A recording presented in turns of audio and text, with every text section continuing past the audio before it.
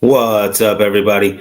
Welcome to the Tony's Picks Look Ahead show here with yours truly, Vegas Al here. Going to break down this January 8th action here for Thursday. We got a good slate, in my opinion. I'm actually looking forward to this slate here. We got, of course, that semifinal college football playoff game here between Miami and, Ole Miss. And then a couple NBA games, four of them really. We'll get into those. A lot of college basketball, and I love the college basketball slate. Again, I liked this slate here on Wednesday as well. And then some hockey, a big hockey slate. I mean, what more can you ask for? Oh, wait, I got you guys a soccer play as well there in the English Premier League. Plenty of action. I put a ton of plays in today. I don't recommend betting as much as I did today every day. But when you like the slate, I say you fire, throwing more darts at the board here. That's the way I looked at it today. And honestly, I feel the same way here. For Thursday, I will have 13 plays in.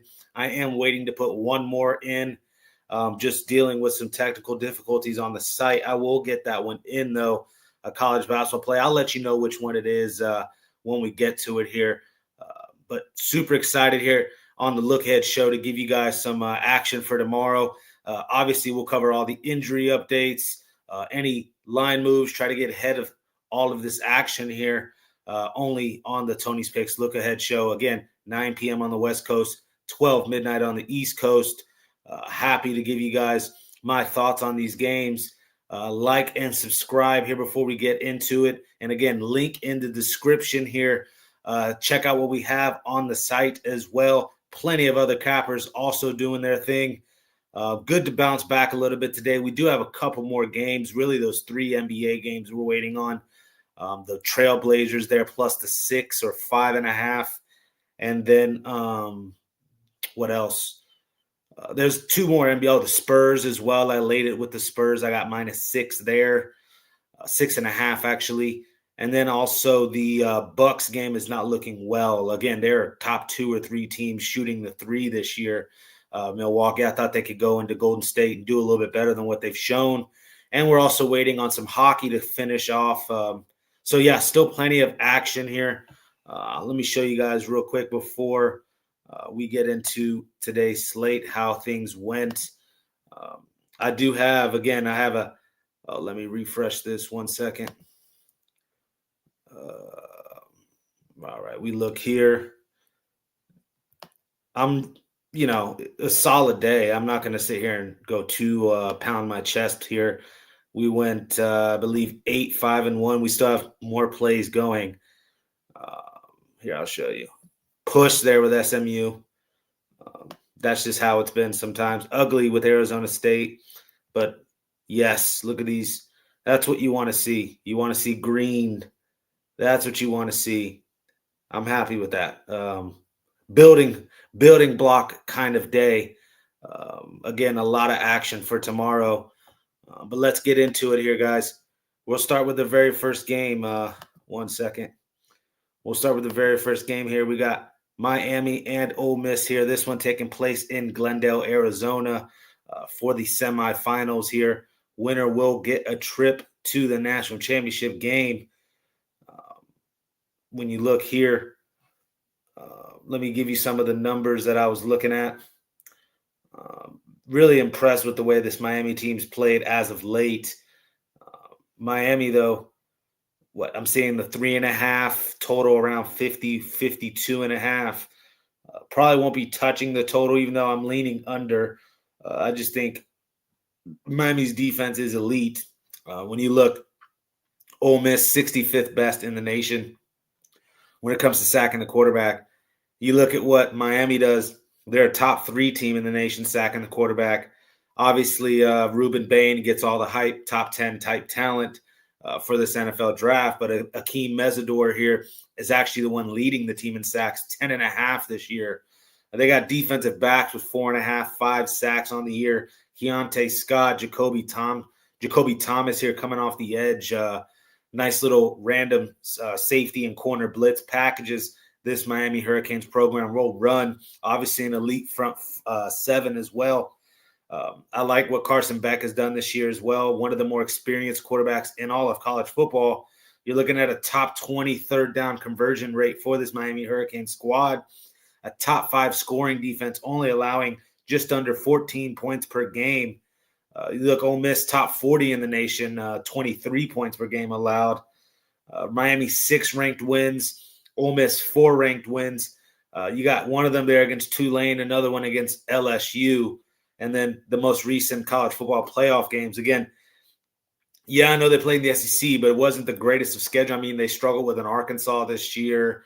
Again, LSU, they play. Washington State game comes to mind, how they almost gave that one up. Ole Miss is 77th against the run. I just think Miami's the better team, flat out, and it'll be interesting here. See who they wind up playing in the national championship. But we'll get into that Indiana-Oregon game tomorrow. But for this one, I think it's Miami. You got to lay to 3.5. Obviously, you wanted to get on it earlier in the week. It was at -2.5. But either way, I'm looking all about the U here in this one. The Hurricanes get it done. Cristobal finally gets himself in the national championship game as a head coach. There you guys have it. Again, like and subscribe here. Just gave you guys that college football action for tomorrow. Super excited for that one. I will definitely be glued to the TV watching that one. We got Pacers and Hornets here, though, in the NBA. Break this one down here. Before I give anything information-wise, let's go to the injury report here for the Pacers and the Hornets here. First off, Hornets playing some pretty good ball as of late. I know they dropped it tonight against the Raptors. We were on the Raptors. Again, you're looking at a 3-game and 4-night spot for the Hornets. Could they bounce back here fresh off the loss? Maybe, but I'm looking at the Pacers. But injury report-wise, Isaiah Jackson, Benedict Mathurin, top and still on the injury report. But still a couple guys here, Plumlee, Kalkbrenner, Grant Williams still, and then a Brandon Miller. The bigger one is Brandon Miller not being able to play as well. So you're looking at 4 to 5 pieces on each team missing. It's been dreadful here for the Pacers. I mean, you're talking 13 straight losses, 1-16 on the road this season. But you look back earlier this year, head-to-head, Pacers actually won a 127-118 matchup here in the beginning of the year. I think this team's still plenty enough talent. Obviously, Siakam leading this team in scoring and whatnot. But, Jay Huff has stepped up. This kid, Micah Potter, has stepped up 16 and 10 the other night against the Cavs. Johnny Furphy, Jarace Walker, Isaiah Jackson is now on the injury report. But they still have the other Jackson here for the Pacers, Nesmith and Nembhard. Go on and on. This isn't as bad of a team as their record has shown. Are they probably in tank mode throughout the rest of the season? More than likely. But when you've gotten to lose 13 games in a row, eventually you want to get one, right? And you look 3-6, 3-6-1 in the last 10 meetings versus Charlotte, ATS-wise. But you look, the average line that they've been having to lay, -8.5, the Pacers have had to lay versus the Charlotte. Obviously, a better Pacers team in the past. Now you're catching 3.5 points. I think this is a buy low price here with the Pacers. I know it's +3.5, but again, 3 games and 4-night spot for the Hornets. Give me the Pacers here. You can go money line.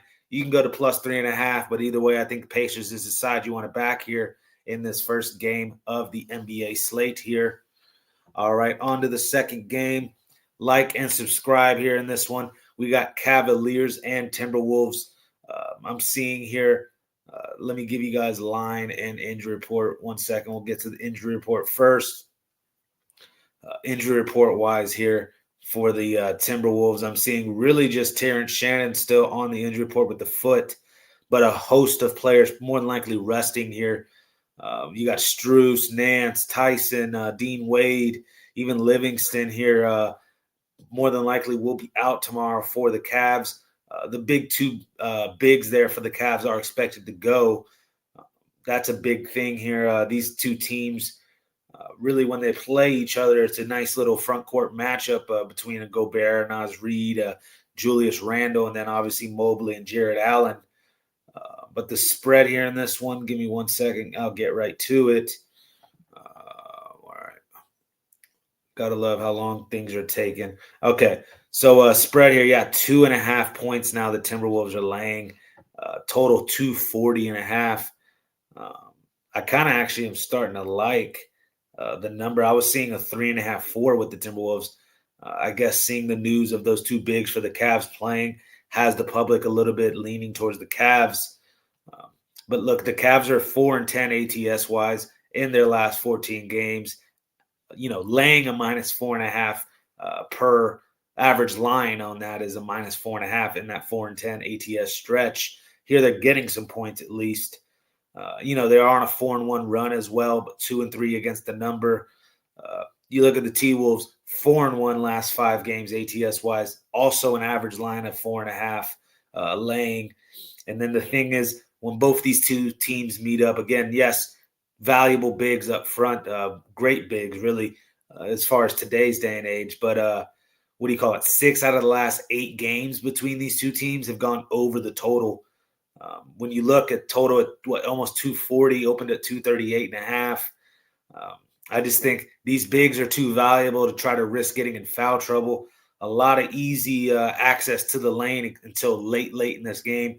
Fourth quarter, I think the bigs will not be scared to really protect the rim and use those fouls. But the first 3 quarters, really too valuable to try to lose one of your bigs here.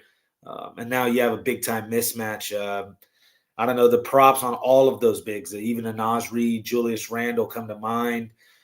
Gobert with the rebound. I mean, this could be a prop galore type game. I do like the over in this game. And with this number dropping, I can make a case for these Timberwolves here. But either way, that'll be what I'm on. Timberwolves over, and then some props here, especially with those bigs here in this one. All right, we got the Heat and the Bulls here in this one. Bulls are just they just pissed me off. Plus 10.5. I actually don't think I put that one on the side. I bet that one personally. But I'll claim a loss. I'm never going to sugarcoat it. I was on the Bulls. They don't cover again. Got blown out by the Celtics the other night as well, or didn't cover. And they're catching double digits all the time here. When you look at the spread in this one, you're seeing a 6.5 now with the Heat. Bulls, or the total 241.5. Again, Bulls catches 6.5 points at home. Injury report advantage, in my opinion, is going to go to the Heat. I mean, all I'm seeing is just Jaime Jaquez here for the Heat. Just Jaquez, really. But then you look for the Bulls. You look at the Bulls, still Giddey, Zach Collins, Smith here, Kobe White, all on the injury report, not expected to play tomorrow. Could be why this spread is only getting higher. Just opened up at 5.5. It's up to 6.5. You could see 7 or 8 by the time this game starts. One interesting stat, though, in this matchup, the last 5 meetings between these two teams, the underdog has won outright on the money line. The biggest payout of that one being a +5.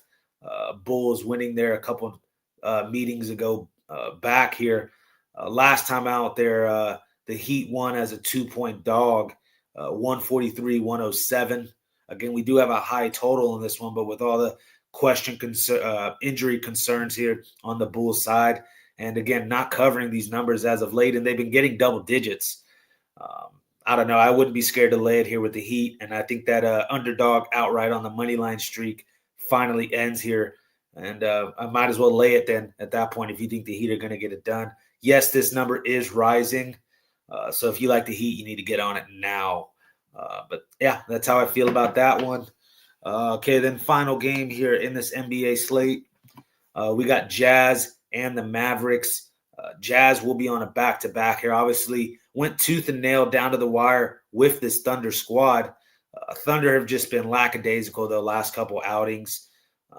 Just you could say pacing themselves for the playoffs at this point.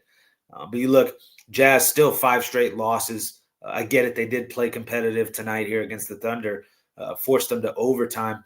But look at the Mavs on the road here because, a lot of people may be thinking this is a rough travel back-to-back spot here for the Jazz, going to Oklahoma City, back to Salt Lake City overnight, and then having to play a game.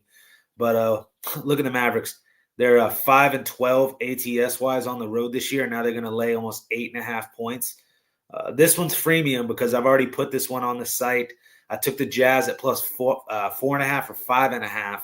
This thing's up to 8.5. Again, I think it's people really expecting the Jazz to not perform here on the back-to-back spot, maybe even sit a couple guys. Let me read the injury report here in this one. When you see for the Mavericks, it's a lot of players. Brandon Williams, P.J. Washington, really actually, because the other Lively, Irving, Exum has been out for a while. But Brandon Williams, P.J. Washington, main two pieces. And then still, from what I see as of right now, obviously things can change. Kevin Love and Yang are really the only two on the injury report for this Jazz squad. I think this Jazz team is still young enough to bounce back on this back-to-back spot. Had they got a win tonight, I would have said maybe this is a letdown spot. But I think they're on the cusp of breaking this losing streak. Again, this thing's only rising. I love being on a dog, and the number keeps getting away from me here. To get on it at 5.5. Oh, now it's 8.5. Cool. I'll take the 8.5 as well. So, yes, give me the Jazz here. Maybe even a sneaky money line play. Again, Mavericks are 5-12 ATS-wise on the road last 17. Oh, that's this year. Do you want to really back them? Laying almost 9 points, probably double digits by the time this one tips off. We'll see. But again, been going on a rant here about the Jazz. But, yes, I like the Jazz there tomorrow night to get it done in Salt Lake City. All right. Move on here into this one. 1 second. We got the Maple Leafs here and Flyers. First hockey game of the slate here that we're breaking down. Again, like and subscribe. Zipping right on through this action. Solid day. I think we're going to go 2-1. I'm still waiting on some hockey to finalize. Let me see before I get into these games. Let me see if they're finalized. 1 second. Jesus. Yes, the Mammoth got it done for us. So, yes, we did go 2-1. The one loss is the Blues. Blackhawks finally decide to show up offensively. 7 goals tonight, 7-2. I mean, only 7 minutes left in the game as well. They might add a couple more if they wanted to. All right, we lost that one there. But, again, still a very solid night. Very solid night. Excuse me. But yes, a bounce back night. We needed it. But I'm looking to keep the ball rolling tomorrow. Let's get here into this one. First game we're going to break down here for tomorrow is the Maple Leafs and Flyers. I'm seeing Flyers the minus 130 favorite. Total at 5.5. We're seeing Wall and Vladar expected here in net. When you look at some of the numbers here, Toronto's 5-11 on the road this year. Maple Leafs at times can be a little fraudulent, and then look how they've played on the road. Fifth most goals allowed in hockey is this Toronto Maple Leafs squad. Yes, they trend to the over. They are a high-flying type team. Get up and down, try to score a lot of goals as well. They're not scared to get into a shootout, and they will pepper the nets. Maple Leafs, though, 12-1 last 13 games versus Philadelphia, have completely dominated the Flyers, even on the Flyers' home ice here. 6-1 last 7 road meetings in Philadelphia here are this Maple Leaf squad. Toronto won 5-2 in Philadelphia earlier this season. But as of late, the Toronto Maple Leafs have lost 5 straight road games. You look, Toronto, 8 out of the last 11 games versus the Eastern Conference have gone under uncharacteristically, right? And then Toronto, 4 out of the last 6 games on Thursday have gone under. Something about these Thursdays here. Philly, same thing. 5 out of the last 6 games on Thursday have gone under. Then you look, though, both of these two teams, last 10 meetings, however, 10 of the last 10 meetings head-to-head between these two teams, though, 8-2 to the over. So we're conflicted here on this total. I can make a case for both the over and under in this one. But what I like more is the Flyers to finally say is enough is enough of these Maple Leafs coming in here and knocking them around. I kind of buy into the price at minus 130. I see what the books are seeing. Just recent form on the road, not great for the Maple Leafs. You kind of throw out. You I can't speak. You have to throw out the history numbers in this one and really focus on the current form.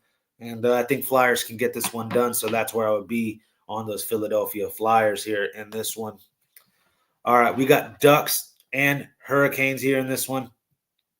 When you look at this one here, 1 second, pulling it up, you got, the Hurricanes almost minus 210 now, minus 210 favorite. 6.5 is the total. We got Dostal and Anderson here expected in nets. I don't know. When you look, Panthers are 8-8 on the road. Oh, my bad. Wrong game here. Ducks, 7 straight losses, excuse me here. But 6 straight overs, so giving up plenty of goals. 9-13 on the road this year, this Anaheim Ducks squad. There was a little bit of a run we had with them when we were backing them and cashing, but it hasn't been that great as of late, clearly. Hurricanes 14-9 at home. You look at the last 10 meetings, 8-2 in Carolina here. Carolina, 7 out of the last 10 have gone over. To me, it would look Hurricanes. You got to probably buy it down, puck line it. Is this one I'm rushing the window of the bet because I feel like the Ducks are due? So that's just how I feel about this one. But yes, it would be Hurricanes and really a trend to the over. Again, 7 out of the last 10 for Carolina have gone over. So, and again, Ducks necessarily 6 straight overs, not playing the greatest of defense. So maybe over the total here in Hurricanes and Ducks. All right, we got Panthers and Canadiens there. A little slip up earlier. Now we get to finally talk about this Panthers and Canadiens game and what is kind of a tricky one too. Panthers are going to be priced minus 130 favorite here. You got the total at 6.5. Expected in goal here, Bobrovsky versus Montebalut. I don't know. To me, it's a tricky one, right? Montreal's 10-10 at home. Panthers 8-8 on the road. Both teams basically playing 50-50 in those two stats. Florida 30th in 30 shots per goal. Oh my gosh, here we go again. Florida's 30th here. Shots on goal, they're 7th best with 30. That's what I'm trying to say. Florida's, peppering the net. Again, 30 shots on goal per game puts them in the top 7 in all of hockey. Montreal, however, 27th in shots on goal. Just a little stat that gets me worried, but I'm still backing the Canadiens here. The reason why is Canadiens have won 3 straight games here versus the Panthers. 6 out of the last 9 meetings the Canadiens have won. The under in this game, 6 out of the last 9 have gone under in these meetings as well. 4 straight wins as an underdog for the Canadiens on a 6-4 run in their last 10 on home ice, making Florida travel all the way north of the border here. I would lean the Canadiens actually here at the plus 115 price in a game that I probably am going to wind up punching in here. I like this sneaky little dog price that we're going to get with the Canadiens here in this one.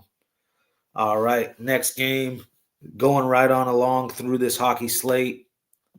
We got Devils and Penguins. Boy, oh boy, we were on the Islanders there in that game. 9-0 drumming of these Devils. It was a rough showing. I actually gave out the under too, which was a little embarrassing. I wasn't expecting 9 goals out of the Islanders, guys. What can I say?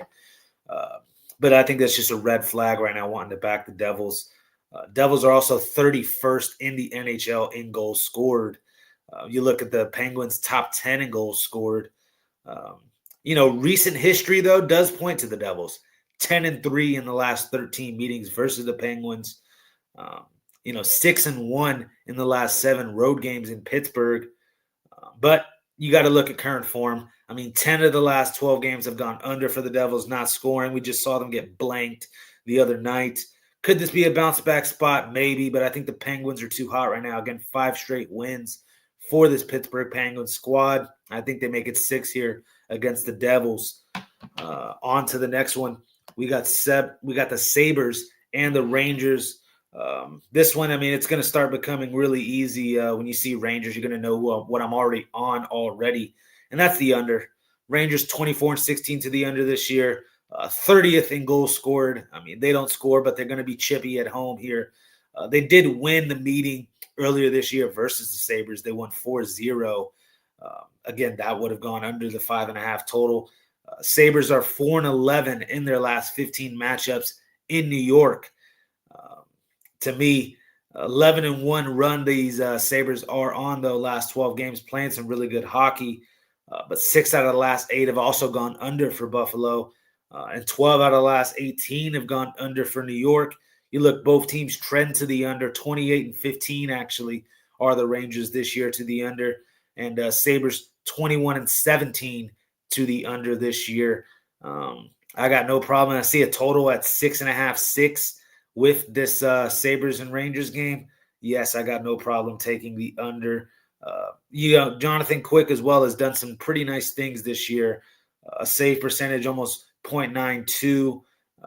Ellis here is supposed to be in net for the Sabres.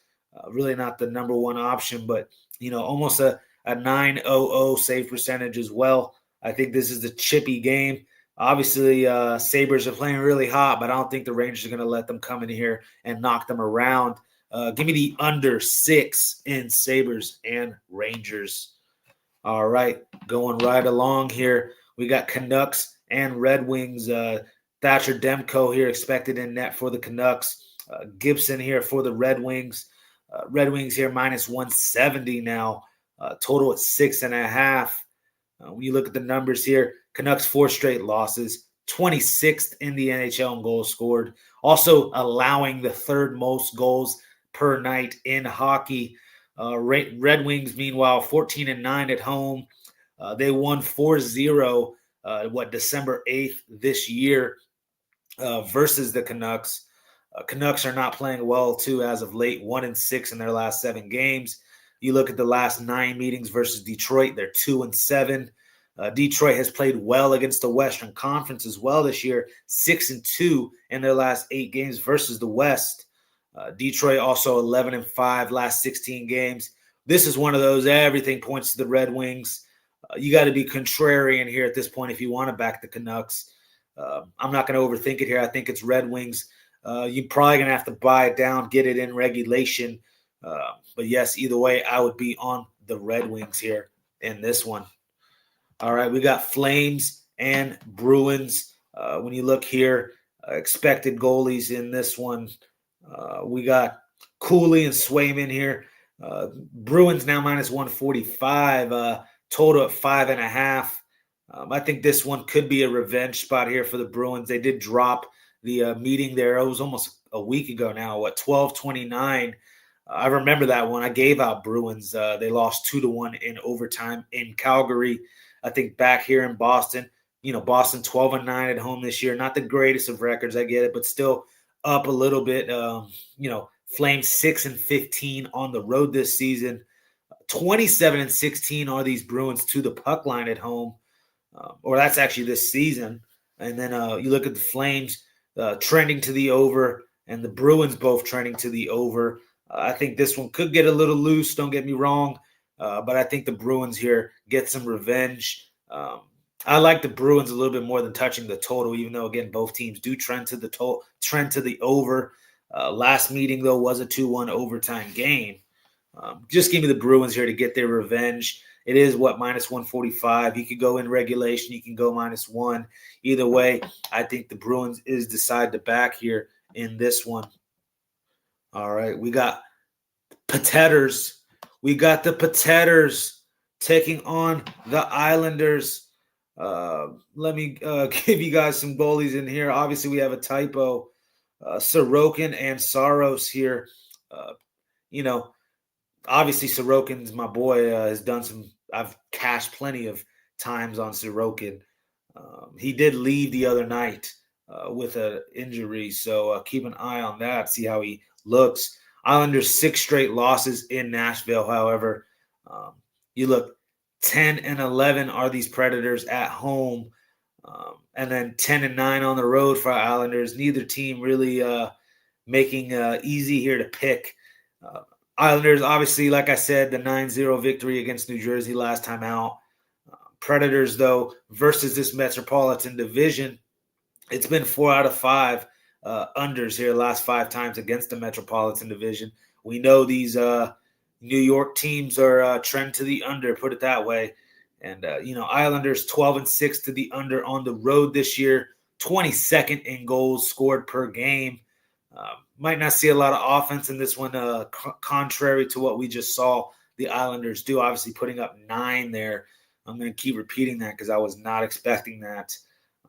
This one, hard for me to want to really give you guys a bet here, but it would be probably under in Islanders and Predators. Not one I'm necessarily rushing to the window. Again, just the Islanders' 6 straight losses in Nashville scares me. Predators here at plus 115. I can't get mad at anybody looking at trying to play that angle. But really like the under, maybe a little bit of a chippy game here I'm expecting. All right, we got Oilers and Jets. When I am looking here, I was seeing, yes, Ingram is still going to be in goal for the Oilers. Hellebuyck still in goal expected here for the Jets. It has been absolutely brutal here. Luckily, we've been really on the other side when it comes to these Jets games. 10 straight losses for them, now at 15-26 on the year. I could argue this is enough spot. Don't get me wrong, Oilers did contribute to this 10-game losing streak, beating them there on 12-29 earlier this season, about a week and a half ago now. That was a 3-1 victory in the Oilers' favor. I think enough is enough. You look here, 1-5 in the last 6 home games versus the Oilers is this Jets squad. 10 straight losses. I'm going to say it again, enough is enough type spot. They finally get some good goalkeeping out of Hellebuyck. Jets here, again, minus the 105 I'm seeing. Minus 105 Jets, total 6.5. I would be on the Jets here, minus the 105. A little nice get-right spot for the Winnipeg squad. All right, right along through to the Senators and Avalanche. Again, like and subscribe here. Link in the description. You'll check out all the picks I have there. Clicking on that link takes you right to my profile, shows you all of the write-ups I have as well. We'll get to that here near the end of the show. I'll show you guys what I'm talking about. But before I keep talking any further, let's get into this Senators and Avalanche game. Expecting the Avalanche to be a big favorite here. I am looking for a line. This is the one I haven't seen yet. I'm expecting a minus 250 for Avalanche. Let me see. 1 second. I have to go to a different book. 1 second. Minus 260 I'm seeing here with the Avalanche. The puck line for the minus 1.5 is minus 105. Total 6.5. You're getting plus money on the over, plus 115 on the over 6.5. Read you some of the numbers I have here in this one. First off, Colorado just been a juggernaut. You guys know this already all year long. 17-2 at home this season. Senators playing 50-50 on the road, 10-10 this year on the road. Last year's meeting, this is the last time these two teams played, was last year. They played twice. Both of those went to Colorado, 5-1 and 5-4. Obviously, some over-type games. Senators are 1-9 in the last 10 meetings head-to-head versus this Avalanche squad. Could only look the Avalanche's way. Again, you're trying to be contrarian here, taking the Senators and trying to be cute. Forced to play. Again, I'd be on the Avalanche. You might have to go the minus 1.5 here. Again, 5-1, 5-4 last year. Maybe sprinkle a team total over on the Avalanche. Either way, I think Avalanche is the side you want to back here in this one. All right, we got Wild and Kraken. You got Wild here. I'm seeing the minus 145 favorites. Minus 155 favorite now. Up to 5.5 on this total. Wallstedt and Daccord here expected in net. When you look at some of the numbers, Wild won 4-1. That's about a month ago now, 12-8-25. 4-1 win for the Wild. 12-10 on the road this year is not bad. Also playing well at home, this Wild squad. Really one of the better teams this year in hockey. Minnesota's been doing it great, been having great success goalkeeping-wise. Third best in the NHL defending the goal. Kraken, however, 25th in goals scored. Not like they're going to be able to score much anyways. This one I see as a possible shutout. Again, just the struggling offense from the Kraken side and then the good goalkeeping you're getting from the Wild side. 2 straight losses here, bounce back spot for this Wild squad. They lost there to the Kings like that twice. I think, the Kraken could catch the Wild looking ahead to the Islanders here on Saturday. This is the final game on the road for this Wild squad, a 6-game road trip on the West Coast. They did go 3-3 over this road trip. Putting Waldstedt in shows you that, not putting in their number one goalie here. He hasn't been bad, though. 11-6 on the year, a 9.3 save, a 9.28 really, basically 9.3 save percentage.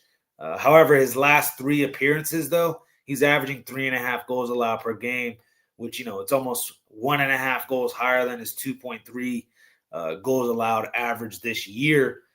But you look, Wild are 7-3 head-to-head in the last 10 meetings versus the Kraken, including 6 straight road victories in Seattle. To me, everything points still to the Wild, even though, like I said, this could be a tricky final road game spot here for the Wild. But forced to play, I would be on those Minnesota Wild here in this one.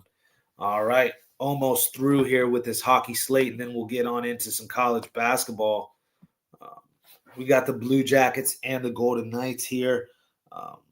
Line I'm seeing here in this one is the Golden Knights now up to minus 185, total 6.5. We got Greaves expected and Hart expected in goal. Not in love with either goalkeeper here in this one.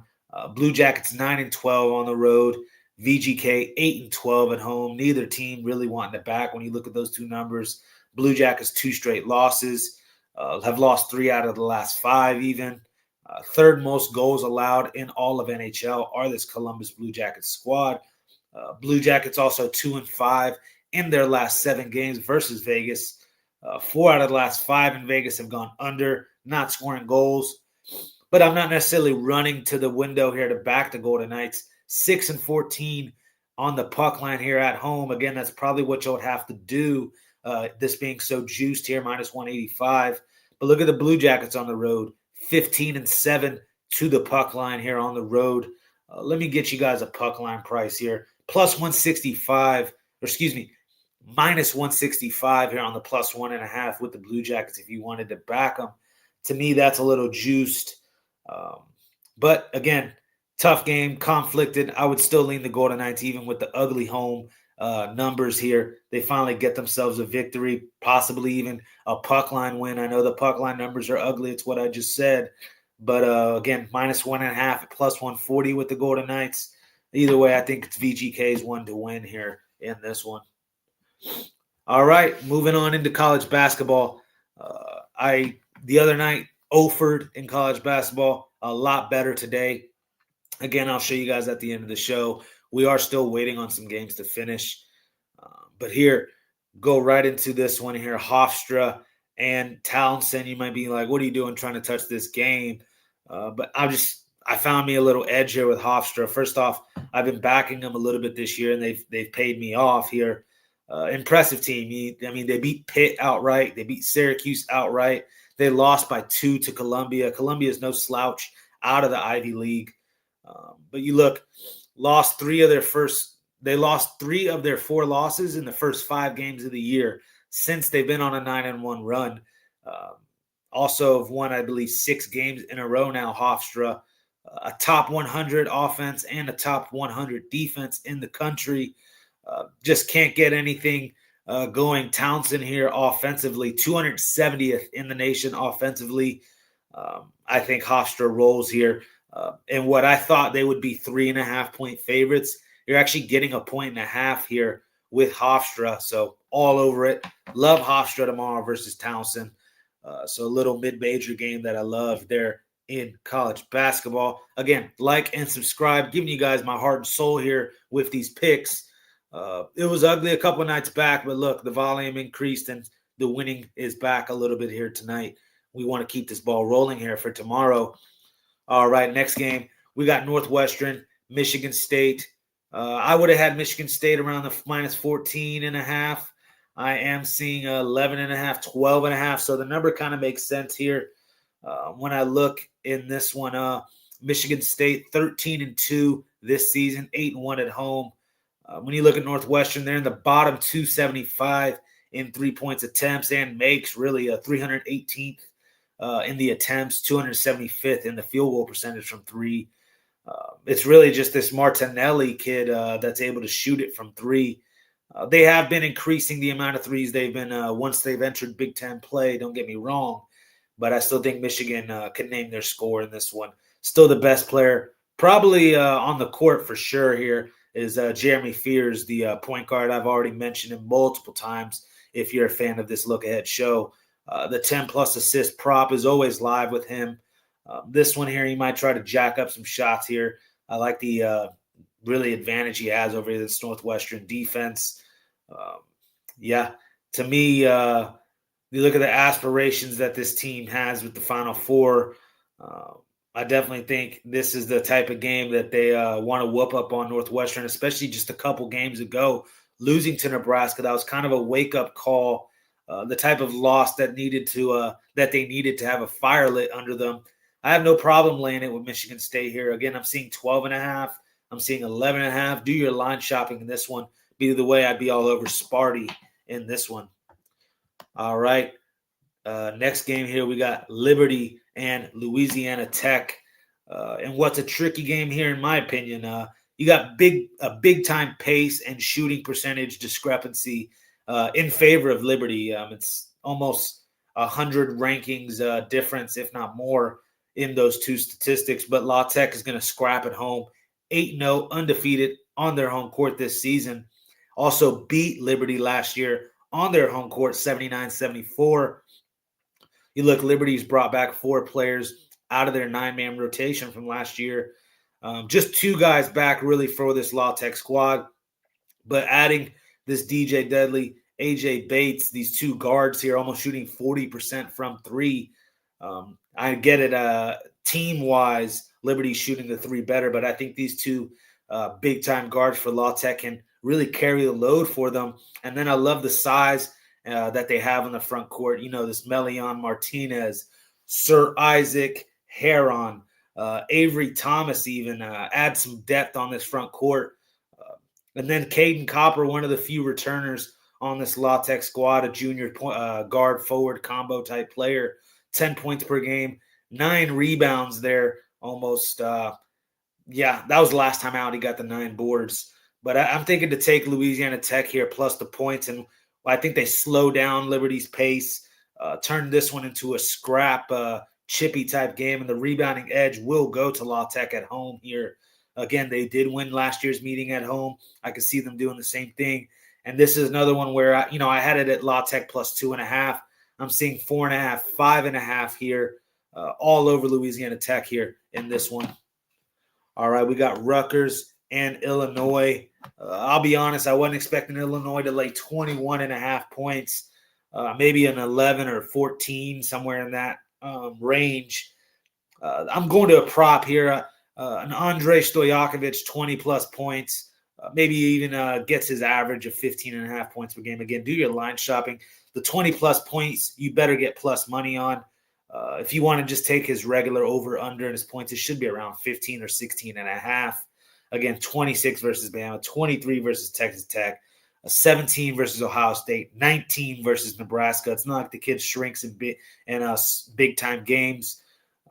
Ivasic, Murkovic, big-time prospects here. And then obviously Ivasic has the brother as well on this team, Ben Humakaris as well, 6'8" up, positionalist type basketball this Illinois Illini squad has. And I didn't even mention their 2 leading scorers here, these 2 guards, Keaton Wagler, Kylan Boswell, both scoring 15 points per game.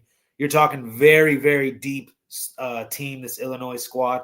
One of the more talented 8-man rotations in the country. Again, top 16 team in the nation, 11-3. I get it. Rutgers made us look like a fool the other night when we were on Oregon. No, we get our get back here with the Fighting Illini. I'd be laying the minus 21. I get it. I was expecting a little bit lower of a number. And we saw Michigan the other night against Penn State lay the egg. You might want to tread lightly laying these big numbers.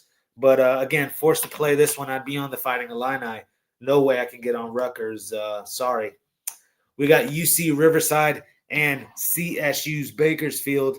When I'm looking here, CSU Bakersfield opened up at 3.5, down to 2.5. 5-3 at home this year. UCR 3-7 on the road this year. 3 straight losses as well. You look the better defensive rated team here. CSU Bakersfield, a top 100 team in steals defensive rating wise. A sneaky big kid, hasn't gotten a ton of minutes, but he's only gotten an increase in minutes as of late, as this Pierre Genesetti. Just the coolest hair probably in the nation. Go check out the picture on the website there. Check out the CSU Bakersfield roster. Big pimpin'. See, they've had some stuff going on in the offseason. That's all I got to say. But this team has done some things, man. I've actually cashed out a couple times on them. Again, I don't want to back UCR here. Just dreadful, if you ask me. We look here, UCR 88-45 blowout to Hawaii. Because, a lot of people may make a big deal about CSU Bakersfield not shooting enough threes. 360th in the nation in their three-point attempts, CSU Bakersfield. But, Hawaii blew out UC Riverside. Hawaii's not necessarily the greatest three-point shooting team either. Again, I'd be on CSU Bakersfield here, -2.5. I got no problem laying it. Big pimping with CSU Bakersfield, no doubt about it. We got Cal Poly. We got CSU Northridge here in this one. CSU Northridge been a little bit of a cash cow for me as well. Obviously, Larry Hughes, the second big-time player. It's a shame he had to sit on the bench really at St. Louis, and now he transfers to CSU Northridge, almost 20 points per game. Breakout senior season for him. Definitely making some waves here as far as NBA. Good for the kid because, it was looking rough for him there, and then he finds himself a new home and a team that's built around him. You love to see it here. And this, CSU Northridge squad, 7-0 at home this year, averaging almost 80 points per game. Both of these teams, really. But, Cal Poly's 362nd in the nation in turnovers. Just sloppy play, really, on both sides, don't get me wrong. But I think at home here, Cal Poly gets it done. I am seeing a 6.5. Total is way outrageous. I was expecting 157. Again, both teams are averaging 80-plus points a game, but this one's in the 70s. I don't know if Cal Poly can get there. I think CSU Northridge puts the clamps on them here at home and, again, limits their turnovers while making Cal Poly turn the ball over. Again, one of the worst teams in the nation, Cal Poly here, 302nd in the nation. 362nd in the nation in turnovers is Cal Poly. Again, 4 out of the last 5 Cal Poly's lost as well. I think everything points to CSU Northridge here. A little bit of a cash cow this team has been for me.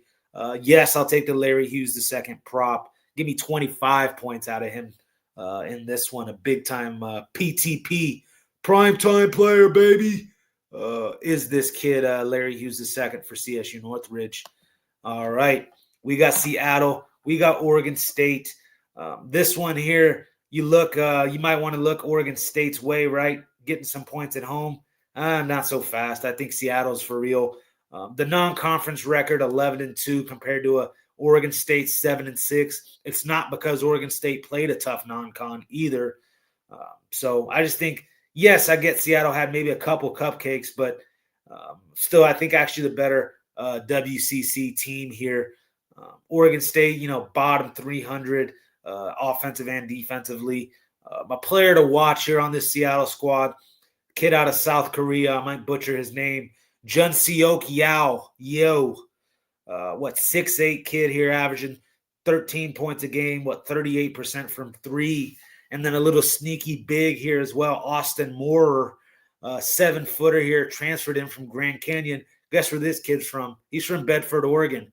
You think he wants to put the clamps on this Oregon State Beavers school that probably didn't give him an offer coming out? I like Seattle here. Probably the better team this year in the WCC. So give me the -4.5 I'm seeing with Seattle here in this one. All right, almost done here with all of this slate here on Thursday. We got probably my favorite game, college basketball-wise. I don't know. There is a couple good ones here. But we got Oregon versus Ohio State. Oregon just stinks dropping that game to Rutgers like that. Just straight fraudulent. I can't stand Nate Biddle. He's 39 years old trying to play college basketball. I don't know. I think Tilly matches up well with him as well. The big-time backcourt advantage here, I think, with Ohio State and Thornton and Mobley. Two big-time scorers, NBA-ready scorers, in my opinion here. And then we're still having to keep an eye on this Jackson Shelstad. Really the only big-time shot creator on this Oregon offense, second in the team in points scored per game. He had hand surgery on his right hand back in October, and it's, flared up again here. He's dealing with a right hand injury again here. He did have a cast while he was on the sideline last time out. Keep an eye on that. Shelstad plays, is even going to be 100%, maybe trying to tough it out. They may just rest him until he's 100% as well. Either way, I like Ohio State here, and I had them being a 4.5-point favorite. I get it. It's on the road. Oregon, though, 250th in the nation in turnovers. Ohio State in the top 80 in turnovers, protecting the basketball a lot more as well. That's big when you're playing on the road, hostile environment. You need experienced backcourt, and that's what Ohio State has all over the Buckeyes here. Again, I think they should be favored. You're catching almost 3 points with the Buckeyes. Jump all over it, please. Give me those Ohio State Buckeyes in this one. All right, final college basketball game of the night. This one I'll be short and sweet with. I'm going to go to the over 165 here, Santa Clara Gonzaga. You look, last year's meeting in Gonzaga was a 103-99 victory for Santa Clara. Do they have enough to pull the upset off here? Possibly. The total, I had it being at 175 because the other meeting last year was a 95-76 blowout win for Gonzaga. I don't know who's going to necessarily cover this spread. I'm not interested in it. I'm more interested in the fact that I know Santa Clara will try to keep up pace with Gonzaga despite the 194 pace compared to Gonzaga being in the top 40. It's the three ball, though. Santa Clara is in the top 50 in three-point makes and attempts. They'll jack up as many shots as possible to try to keep up with Gonzaga here. Obviously, Gonzaga, any given night, can go for 100. And we saw Santa Clara keep up with them last year. A lot of pieces back off of last year's Santa Clara team. Really both squads as well, Gonzaga as well. Give me the over 165. I think Santa Clara can make this one fun. I think Gonzaga probably does pull it out there at the end. Don't get me wrong, the better team. But should be a track meet in this one. Expect tons of threes to be shot in Santa Clara and Gonzaga. Give me the over 165 here in this one. And then for you soccer fans, we'll take Liverpool here. That's a freemium. I gave out that's already up on the site. Liverpool here at plus 450 on the money line. Got no problem with it. Also, a plus 135 on the double chance is where I'm looking at as well because, yes, 4 out of the last 5 meetings, Liverpool has either won or drawn. So, yes, in soccer, you got to worry about the draws. That's why the draws. That sounded wrong. But, yes, you got to worry about ties in soccer. When you look, Liverpool's 4 wins, 0 losses, 4 draws in their last 8 matches, and 7 wins, 0 losses, 1 draw in Liverpool's last 8 Arsenal's last 8 matches. But Liverpool, they have something that they can hang their hat on. They're in the top 3 in all of the English Premier League in passes and crosses, protecting the ball, holding the ball long, time of possession wise. Again, this total is at 2.5. I can expect Liverpool to kind of play safe, not really try to force any heavy action and give Arsenal a quick turnaround score on the other end. Top 5 in goals here, both of these squads, though, this year. Not touching the total. I like Liverpool here. Again, you can go double chance at plus 135. You could take the plus 450 money line, but I'm going here with Liverpool and fading Arsenal here, who's, number 1 in the English Premier League. It'd be a huge upset, but I think it's possible in this one. All right, let's get to some of the comments here, and then I'll show you guys what I got on the site. We got our usual guy up in here, Sonny. I'm never betting the Bulls or Wizards again. Yes, I was on both of those. Wizards I did put on the site. Bulls I managed to not. But I did bet both of those personally. Ugly. That's all I got to say about that. He wants to know what I think about Delaware, Sam Houston. Did not even handicap that game. Might have something for you on the morning show. Just don't want to give you some bull jive here. Didn't look at that one. All right, we got Sonny here still. Last night about Husker basketball, fool's gold. I wouldn't say that. They are very good, but definitely not one of the 10 best. I can respect that take. Let's just be real here. I think once the nitty gritty of this conference play comes, they'll get exposed.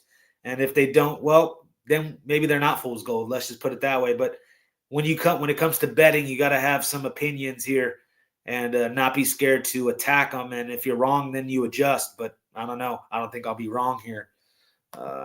He goes, I call them Nebraska Celtics because there's never more than one brother on the court. Like, oh, Jesus. Not a lot of brothers on the Northern Nebraska squad, that's for sure. I mean, come on, they're the Corn Huskers. A bunch of corn-fed white boys, man. Nothing wrong with that. But, yeah, there you have it, guys. That's all we have for you here on the Tony's Picks Look Ahead show. Let me show you guys how today went. Again, we are waiting on a couple games to finalize. 1 second here. 1 second. Yeah, we $330 today. I'm not happy, honestly, because we put in almost 17 games. Again, I don't recommend that volume every day, but we got ourselves in a 3-10 hole the other day. And so the only way to answer that, if you want to get it all back in the next week or so, is to start increasing the volume. You could go long game and, try to not put as many bets in and just light volume. But I'm a psycho and I want to get some of that back. Don't chase your losses. A few people were on the, Celtics tonight. Really, really square. Really, really square, considering I think the Celtics are just about a G League team. So that's, what do you mean the Celtics are a G League team? What do you mean they're one of the best in the East? Well, look what the Nuggets did to them tonight with the G League roster. I did think Murray and them played, but the Nuggets have been doing some things, man. They won the other night outright with that G League roster against the 76ers. We're the tides have turned in the NBA. The Kevin Durant's and the Devin Booker's even are, yesteryear's superstars. I'm starting to realize here. You want to find these young cats just fresh out of college, especially now with the NIL era. The younger the team, the better. I'm not going to say that's going to win you a championship, but when you're talking about regular season basketball betting, yes, I like taking these teams that have some G Leaguers on their squad. The Nets come to mind, those type of squads. But that's all I got to say. Solid night tonight. Hopefully it can continue tomorrow. We will have 13 plays in. The one play that I'm waiting to put in, we're waiting on the line here on the site, is Santa Clara Gonzaga. Love the over. Again, 165 feels really light to me. I could see this one getting in the 180s. Let me show you guys some of the plays I was on today, because I was on a total in this Bama game, Bama Vanderbilt. Let me find it. Yes, Bama Vanderbilt here. To me, this was an easy one here. Both of these teams playing at a fast pace. They were 90 points per game heading into this one. Both top 15 in the nation in three-point attempts. Shooting almost 37% from three. Last year's meeting, 103.87. To me, that was clear as day over 177. This one got up into the 180s by the time this one tipped off. Loved that one. A lot of people trying to take the points with the Lakers. Sorry, Spurs are a lot healthier. Probably the better team. Lakers on a back-to-back. I get Spurs were on one as well, but yeah, no thank you. Fraudulent Bronny and fraudulent LeBron. Yeah, no way I bet on them consistently. Then we had the Utah Mammoth here. Again, this cat's an automatic fade here. This goalie, Merlanian, 8.697 percentage, getting knocked around. But yeah, there you go. There you guys have it. I do try to have a little bit better detailed write-ups here. Let me show you this Murray State one, because enough size to bang on the boards. Evansville is one of the taller teams in the nation, but what dreadful. Look at the pace. I think 66 points per game, 340th in the nation. This is now 10 straight wins for Murray State. A little bit closer than I thought. I thought this one would be like an 88-60 type blowout, but we'll take a -8 victory any way we can get it. Florida Atlantic was another one that was sneaky. I thought wrong team favored, and of course, Florida Atlantic wins outright, shooting almost twice the amount of threes per game while hitting at a higher percentage as well. Uh, all over FAU tonight. That was a nice winner. The one that was upsetting was the Blues in hockey here. The Bucks wound up not getting it done. They're top, 5 teams shooting threes. Actually, that was a surprising stat when I looked at it.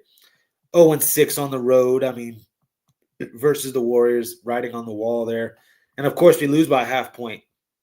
Gotta love it. Gots to love it. But there you guys have it. That's the show. Made it 1 hour through, giving you guys all the breakdown here for Thursday, January 8th, 2026 action. Best of luck to everybody tomorrow. Again, click the link in the description. Check out what we have on the site. Plenty of action I will have for you guys tomorrow. Let's make it a winning day. Best of luck to everybody. Peace.